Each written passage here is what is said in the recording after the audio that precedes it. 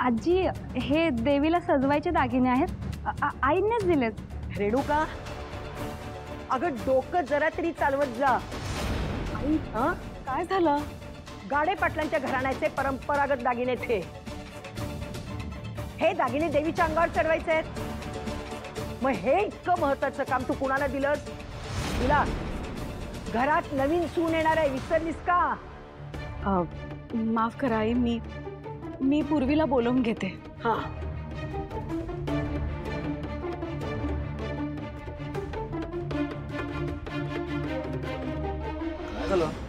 अरे तर काय सांगू, देवीच्या दागिन्यांचं काम या रेणुकानं पूर्वीला द्यायच्याऐवजी हिला दिलं.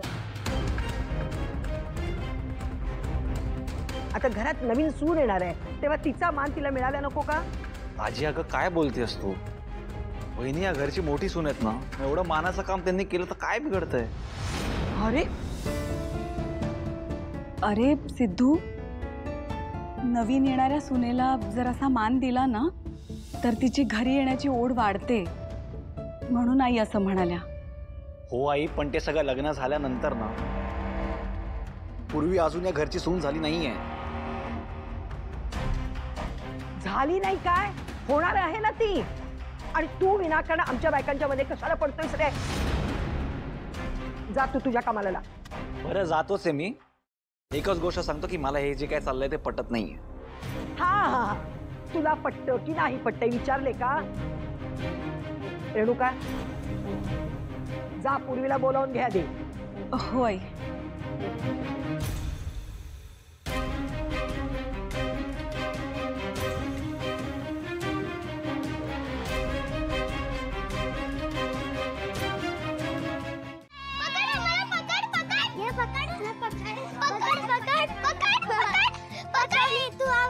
आता तुझ्यावरती राज्य, पण मला नाही येत लंगडी घालता.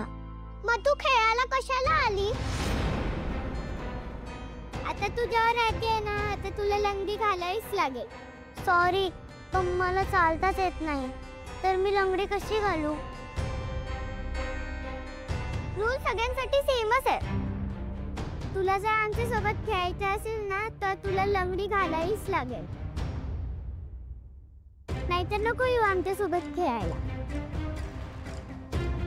हो, तू जा, आमच्या बरोबर खेळू नको. अगं पण जा तू, आम्हाला नाही खेळायचं तुझ्याशी. अरे काय झालं? काय झालं? हिच्यावर राज्य असून ही राज्य नाही घेते. आम्हाला नाही खेळायचं हिच्याशी. अरे पण त्यांच्या पायाला लागलंय ना, म्हणून ते असं करतायत. पण त्यांच्या पायाला कसं लागलं तुम्हाला माहितीये?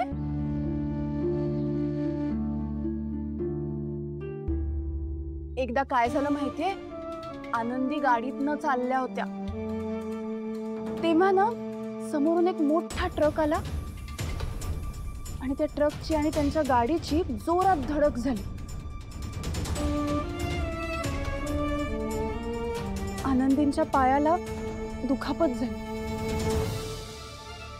आणि म्हणून तेव्हापासून आनंदींना नीट चालता येत नाही. पण मला सांगा, आनंदी तुमच्या मैत्रिणी आहेत की नाही?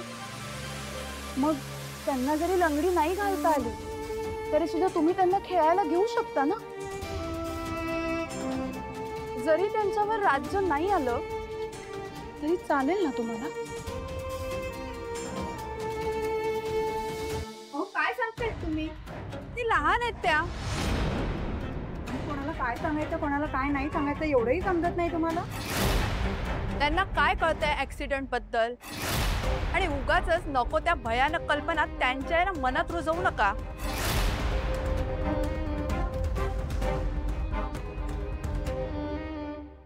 जाऊ द्या हो, त्यांना सांगून तरी काय उपयोग आहे?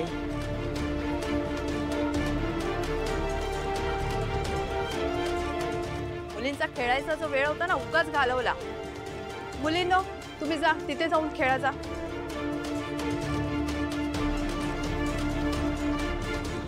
एक मिनिट. विनोद, जानू तू तू इथे काय करतोयस? जानू, हे तुझं घर आहे? जानू मला तुझ्या मदतीची गरज आहे. माझ्या मागे पोलीस लागलेत. काय एक मिनिट, कसली मदत? काय झालंय विनोद नक्की? आणि पोलीस का लागले तुझ्या मागे? माझा पाय बघ. जानू प्लीज मला मदत कर. विनोद, तू काय बोलतोय ना, मला काहीच कळत नाहीये. आणि हे कसं लागलं तुझ्या पायाला? आणि का लागले पोलीस तुझ्या मागे? माझं एका माणसासोबत भांडण झालं. त्यावेळी आमच्यामध्ये हातापाई झाली आणि त्याने डायरेक्ट कोयताच काढला. म्हणून कोणीतरी पोलिसांना बोलावलं आणि आता पोलीस माझ्याच मागे लागलेत. इतक्यात मला घराचं दार उघडं दिसलं म्हणून मी आतमध्ये आलो. जानू मला नव्हतं माहिती तुझं घर आहे आणि माझ्या पायामुळे मला पळताही येत नाहीये. जानू प्लीज प्लीज मला मदत कर. जानू विनोद, मी नाही करू शकत अरे तुला मदत. जानू असं नको ना म्हणू. मला फक्त थोडा वेळ इथे थांबू दे प्लीज. जानू नाही रे विनोद, आधीच एकतर माझा नवरा घरी नाहीये, मी एकटी आहे या घरात. आणि अशा परिस्थितीत माझा नवरा जर आला आणि त्याला कळलं तू पण इथे आहेस, खूप खूप मोठा प्रॉब्लेम होईल तुझ्यासाठी पण आणि माझ्यासाठी पण. जानू असं नको ना म्हणू.